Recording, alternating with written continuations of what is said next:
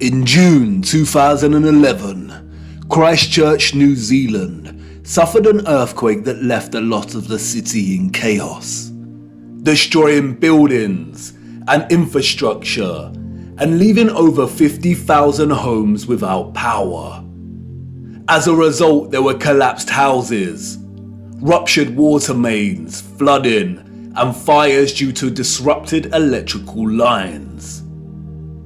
Due to the strong ground motions and intense shaking, part of the city experienced a strange phenomenon known as soil liquefaction. Sand boils emerged from asphalt roads, toppling and sinking cars, and causing boulders to fall from hills, resulting in more home damage.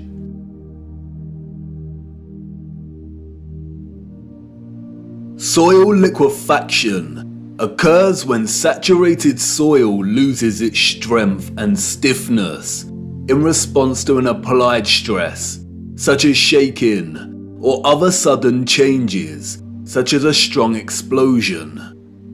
Loose, saturated soil or sand has a tendency to compress when a load is applied, but in the event of a stress, such as shaking or an explosion, we see the opposite.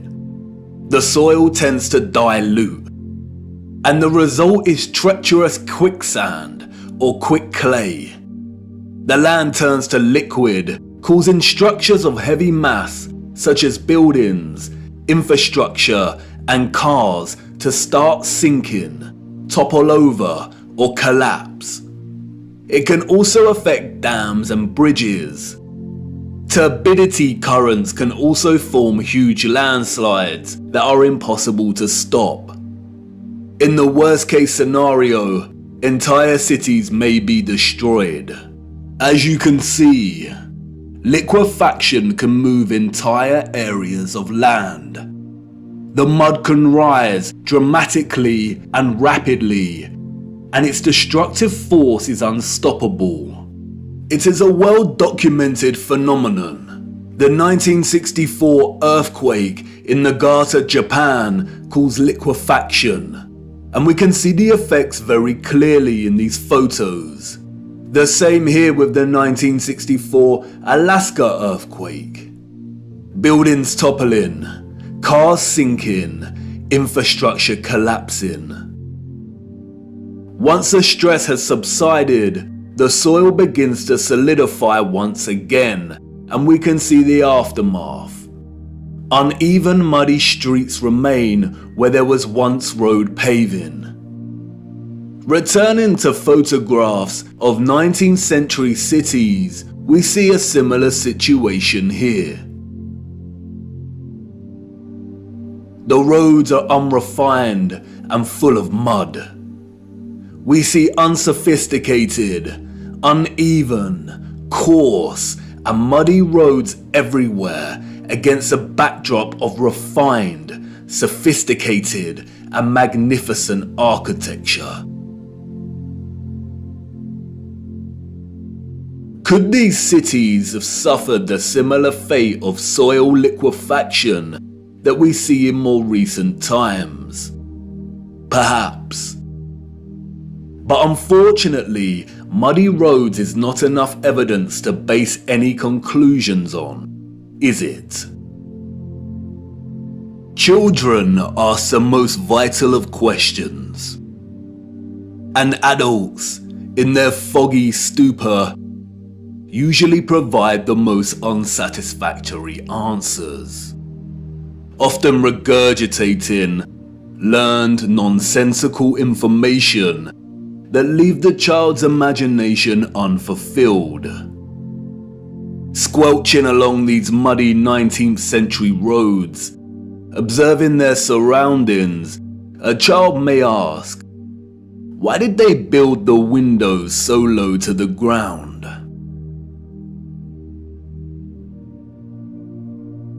And what an excellent question. Yes, why indeed did they build windows on ground level? For you see, the people we see in these photographs, sadly, did not build this architecture. And maybe some of them, at some point in their busy day-to-day life, ask the exact same question. We see it everywhere. Windows at ground level.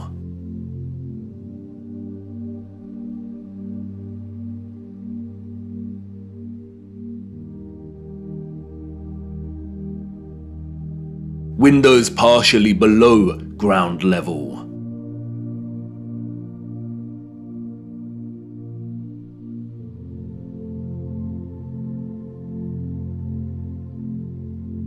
First floor entrances raised from the ground level.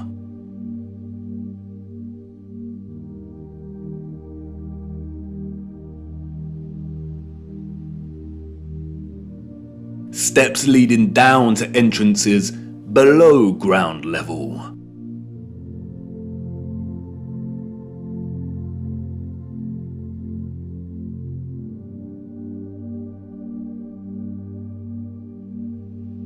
We can find this in almost every major city across our realm.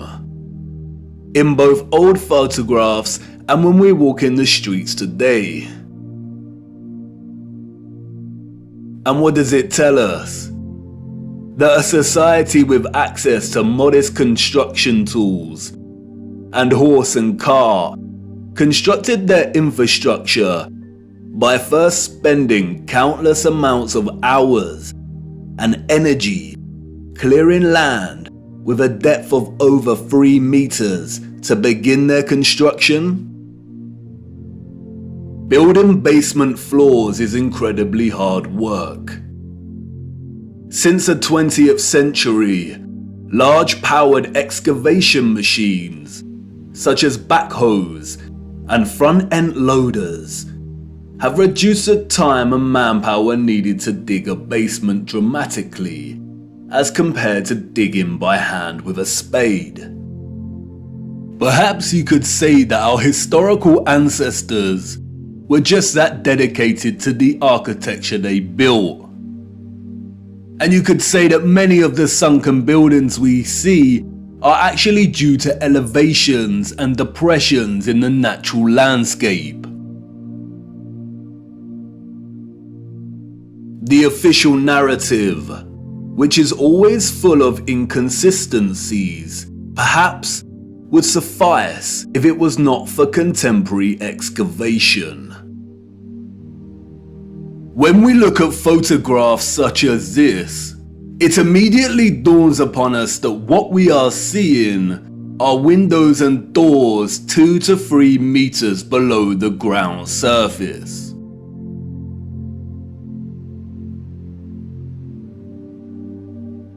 Why are there windows and doors underground?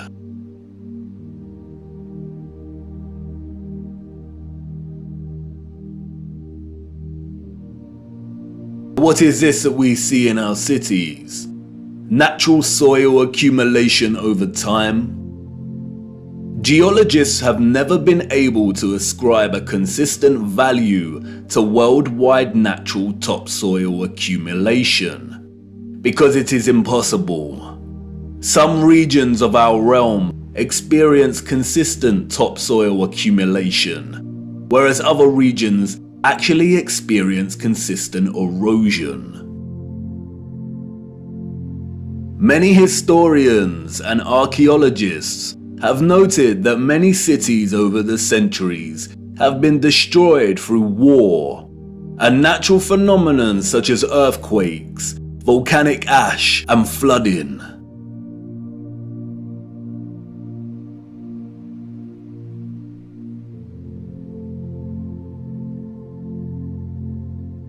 Aren't these just the layers of previous civilizations?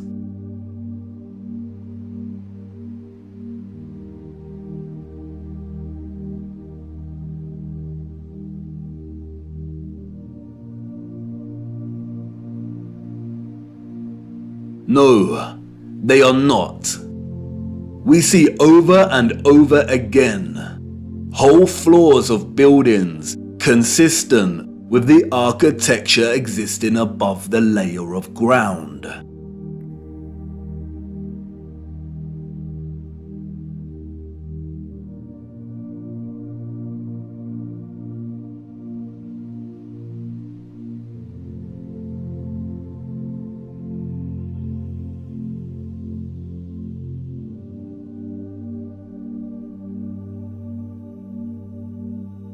You see, what lies beneath is not the unfamiliar traces of previous generations, but of the same generation that built these structures.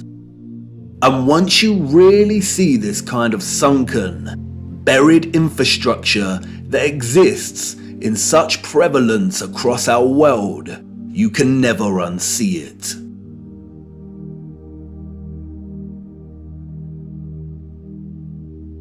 We see that the foundations of old churches are actually the original first floors, with consistent entrances and windows.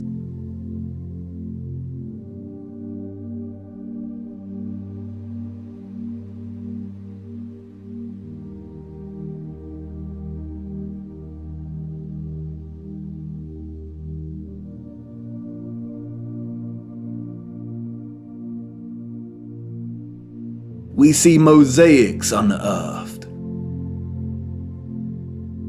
We see pillars, columns and arches that were originally much larger, and it was the layer of soil that reduced their size, as if they weren't big enough to begin with.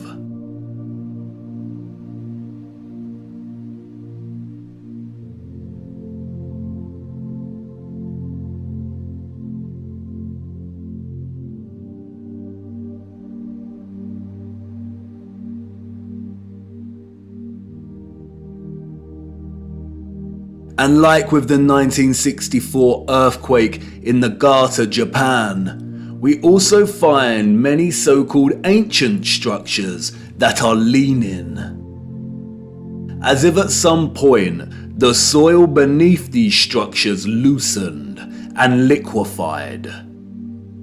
We have the Sahersen Church Tower and Our Dear Lady at the Mountain Church Tower in Germany, the Tiger Hill Pagoda in China, the Leaning Tower of Neveyansk in Russia, the Leaning Temple of Huma in India, Oud Kirk in the Netherlands, the Tower of Zaragoza in Spain, and, of course, the Tower of Pisa.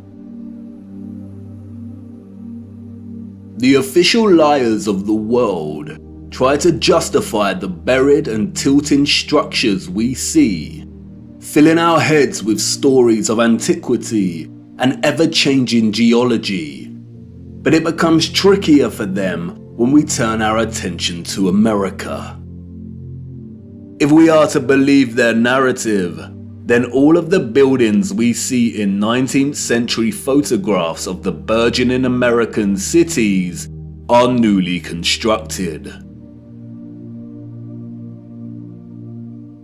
Why do we see famous structures, such as the Washington Capitol building, with consistent infrastructure that buries very deep into the ground? And again, the inconsistencies do not add up. Why would an underdeveloped people waste resources, energy, and time constructing the foundations of the Capitol building to be consistent with the column style we find above the surface? The foundations did not have to feature columns. Columns, we are told, are a stylistic choice, not a functional one. So why would they do this? In a nutshell, they wouldn't.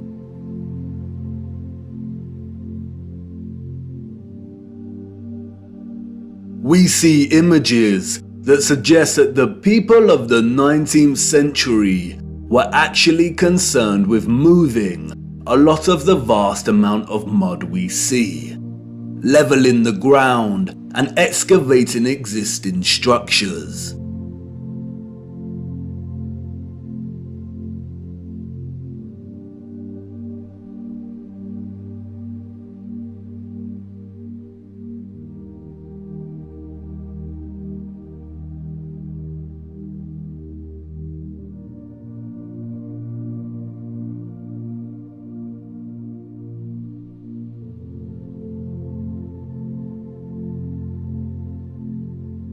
The consistency and prevalence of buried architecture across our realm indicate that whatever happened was a worldwide event, despite regional differences in natural topsoil accumulation and erosion. And there is no official narrative explanation that justifies the buried architecture we see. No explanation provided to justify the amount of mud we see in 19th century photographs of our cities. On the roads, mud piles from clearing, the roads uneven, the land ravaged, but the architecture grand, perfect and intact. Applauded by literary scholars for his use of fog as an opening simile and metaphor to paint a portrait of London as a corrupted hub amidst burgeoning industrialization, many often overlook that Charles Dickens's 1852 novel Bleak House actually opens with a different image. London, Michaelmas term lately over, and the Lord Chancellor sitting in Lincoln's Inn Hall. Implacable November weather. As much mud in the streets as if the waters had but newly retired from the face of the earth. Liquefaction caused havoc across Christchurch and the Garter. But these were isolated earthquake events, and only portions of each city were affected. It is not possible for there to have been huge, simultaneous earthquakes around the world during a similar period. Or is it? Even Wikipedia tells us that liquefaction can occur naturally or artificially, from an earthquake or other sudden change in stress condition.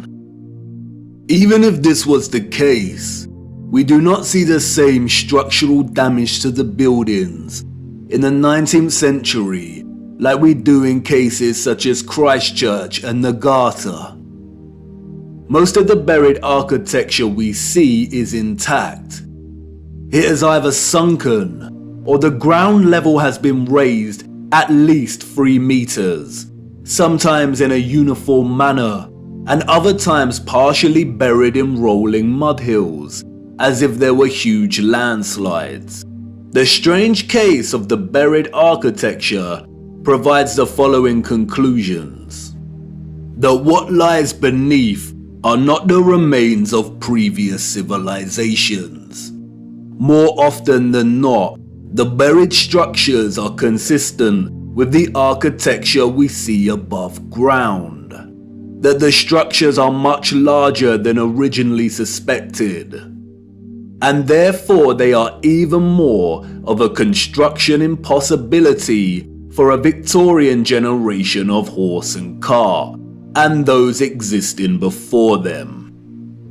That natural topsoil accumulation and soil liquefaction are not satisfactory explanations for what we see here. Whatever took place had to be something much larger and widespread, such as a natural or artificial earthly cataclysm of sorts. As many of the photographs show, many citizens of the 1800s were responsible for moving much of the mud, leveling the ground, and excavating buildings, which suggests that whatever happened had happened very recently in their past. The complete absence of a reasonable mainstream justification for the buried architecture we see suggests that the controllers of our realm are deliberately trying to hide whatever happened.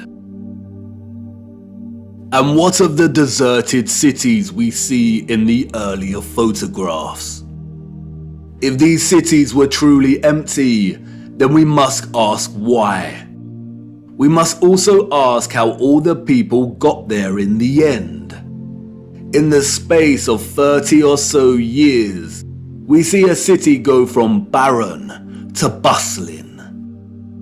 Interestingly, it is Charles Dickens and 19th century literature more generally that offers some clues.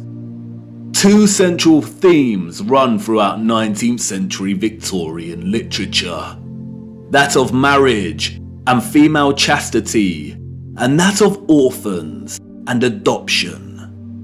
Many of the fictional characters we've come to love over the years are orphans. We have Oliver Twist and Pip from Great Expectations. We have little orphan Jane Eyre and Heathcliff from Wuthering Heights. We have Mowgli from The Jungle Book, Cosette from Les Miserables. We have Heidi, Rapunzel, Peter Pan, Snow White. We have Tom Sawyer and Huckleberry Finn and Anne of Green Gables. And these books were of their time, as far as orphan prevalence goes. The only issue is that these novels romanticize the orphan as a figure dislocated from society by default, and therefore pave their life's path as one of unforeseen opportunity. This was not reality. The theme of marriage and chastity that we find in so many 19th century literary works, such as those by Jane Austen, the Brontes, George Eliot, Dickens, Thomas Hardy, Leo Tolstoy, Victor Hugo, and more, was nothing more than carefully disguised, well-written propaganda, with the sole purpose to solidify and justify a social value framework that would separate children from their mothers. Children born outside of marriage or wedlock were regarded as illegitimate, meaning they did not have a legal status. Illegitimate children was a serious stigma throughout the 19th century. The majority of employers would not hire women with an illegitimate child. Many unwed mothers with illegitimate children ended up without a home, in poor health, starving, exhausted. Their only place of refuge would be the workhouse, where they would carry out the most unpleasant duties. In some places, women with illegitimate children were singled out and had to wear a special uniform, which alerted everyone to their status as an unmarried mother or fallen woman. As a result, a vast amount of orphanages and foundling institutions were established. This is the London Foundling Hospital that was very active in the 19th century. Look at the size of it. Charles Dickens was obsessed with this place. Inspiration, they say. The official narrative tells us that an estimated 4,500 women handed over their children to this huge building. But this was just one institution. Wikipedia gives us a partial list of over 64 orphanages that were founded in the UK during the 19th century. The list is only partial. The peculiar case of the vast amount of parentless children in the 19th century is well documented by many researchers. And most of them agree it is almost impossible to establish figures that really do justice to just how many orphans there were during this period. Their footprint did not enter the record books. It formed in the mud and was then washed away. It wasn't just the UK. This was a worldwide phenomenon. New York City had 4 foundling asylums alone that processed thousands of children annually. By the beginning of the 20th century, Italy was reporting 32,000 children per year. Spain and Portugal were reporting 15,000 annual foundlings. Before 1860, 374,000 recorded infants were processed by the asylums in Milan, Naples, and Florence alone. Historian David L. Ransell states that Moscow was receiving between 16 and 18,000 infants annually by the 1880s, and sending over 10,000 of these each year to outlying villages for care. In 1882, there were all told 41,720 foundlings from the Moscow home, living with 32,000 foster families, scattered throughout 4,418 villages. A dozen villages had over 90 fosterings each. One thing that is often overlooked is that there were a series of laws passed in the 1800s, making it almost impossible for unwed mothers to keep their babies. The 1833 Poor Law Reformation introduced bastardy clauses that shifted the entire responsibility for the illegitimate child onto the mother. Social stigma meant that she would not be able to provide care for her child and would be forced to hand them over to the authorities, or worse. Advertisements for adoption or nurse care became popular in newspapers. And, as many scholars have pointed out, these were a front for what was termed baby farmers, or paid murder.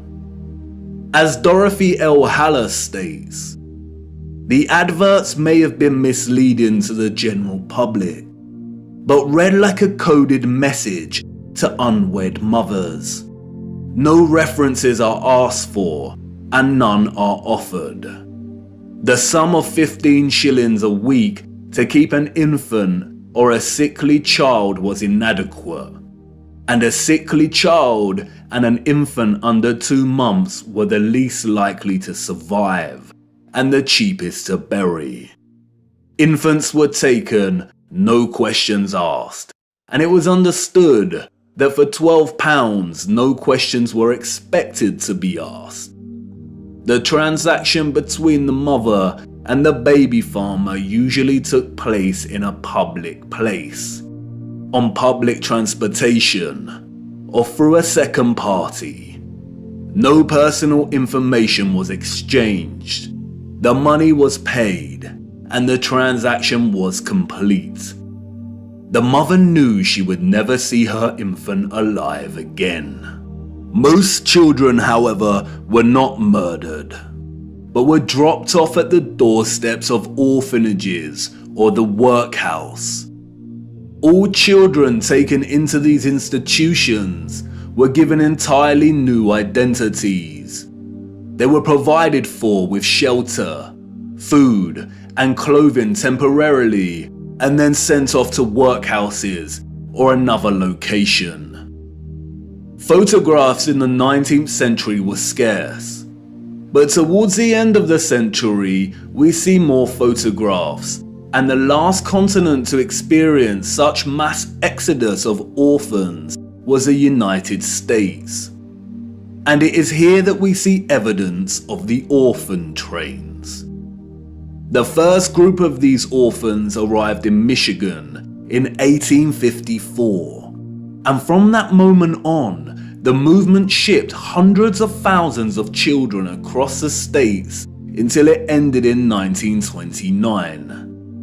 Officially, there were over 97 institutions involved in orphans and orphan trains in the 19th century. And again, this was not just the United States.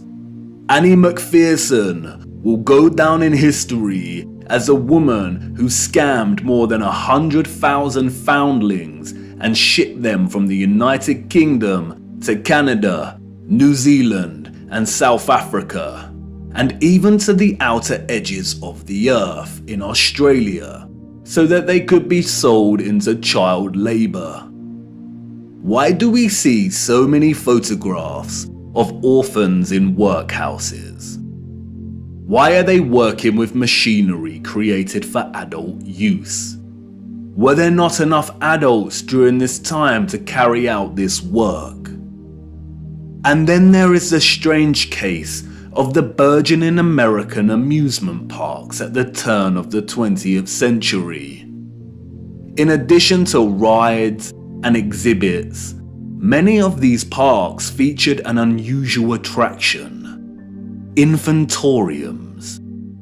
Visitors of these parks could stroll around with ice cream and swing by these stations, a visit equivalent to that of a fully functional neonatal intensive care unit, complete with incubators filled with sleeping, premature babies.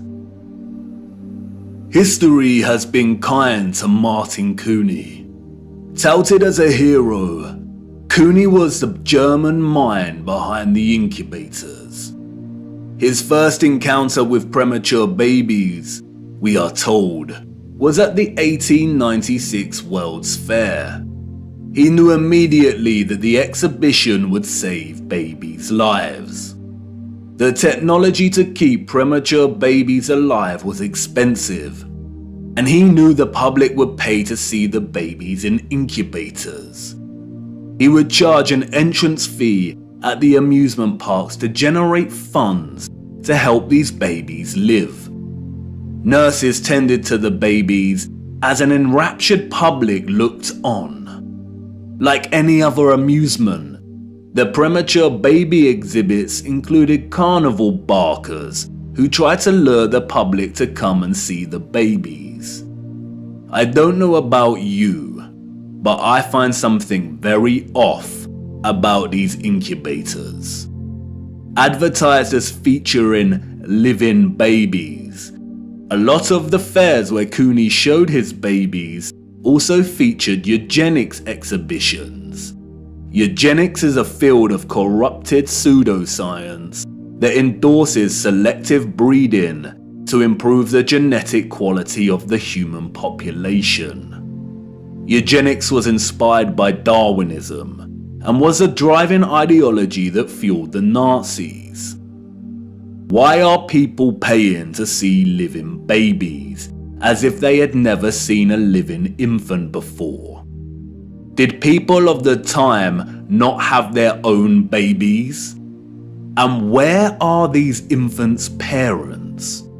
How did they have the technology in the 19th century to keep premature babies alive in such a way? Or is something off, once again, with the official narrative? There were 80,000 premature babies who were treated in these amusement park incubators. 80,000.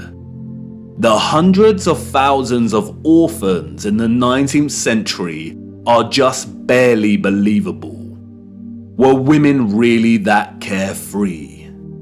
Did America even have the population numbers to justify 80,000 premature babies? We are not talking orphans here, but infants born prematurely. The narrative is not convincing or realistically fathomable. Where did these babies come from? More troubling is Cooney's background. As many historians have pointed out, he had no medical degree or training.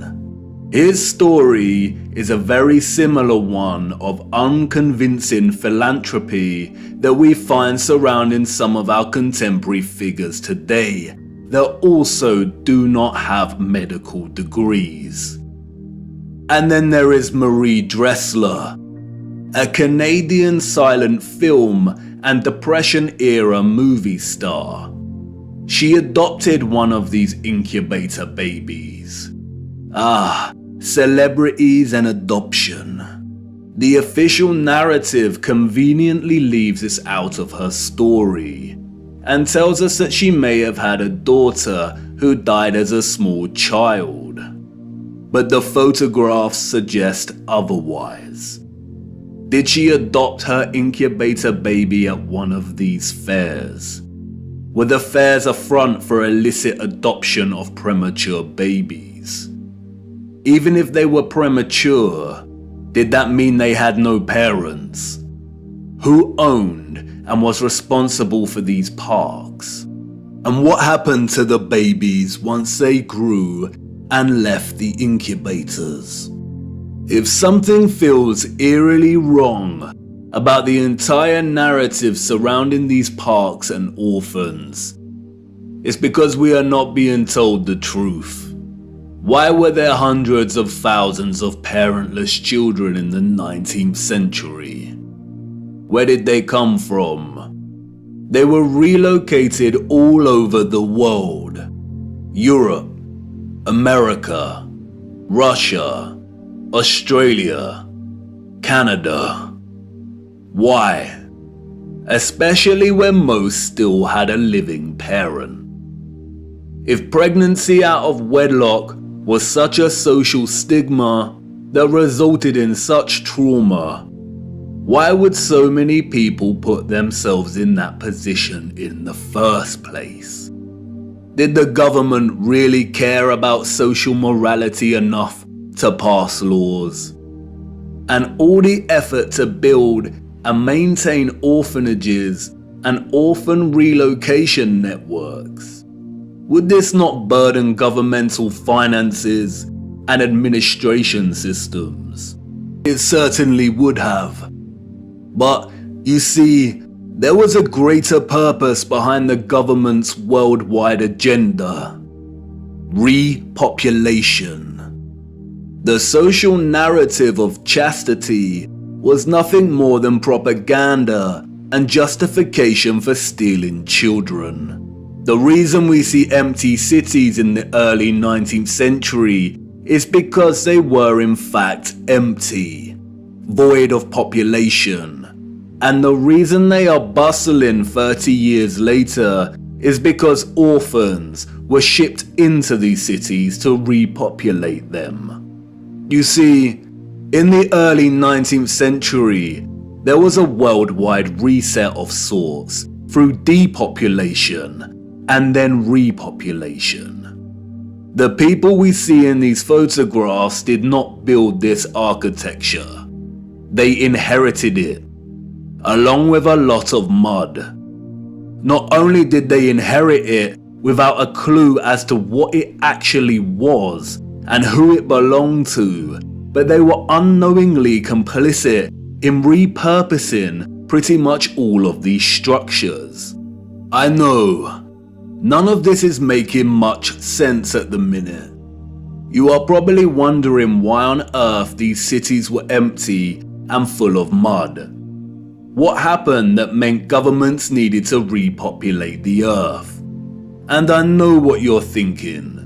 This is all very intriguing, but what does this have to do with flat earth? You want to know more about the firmament, the sun and moon, and our stationary plane. Do not worry. Everything will become clearer as we continue our journey. The prevalent evidence of buried infrastructure, coupled with deserted cities and a burgeoning industry of orphans, is just a start. These are all necessary clues, hinting at some kind of cataclysm, but the real story hasn't truly begun yet. The stage had to be set first, and now it is ready. And even if you cannot see it yet, I know you feel it, viewer. The deserted cities, the buried architecture, and orphans all signal a looming darkness. There is a great black cloud in front of us, and I won't lie, we are heading right into the heart of it. And like I said before, we do not have much time. Come on, it's time for me to honor my promise and take you back to the future.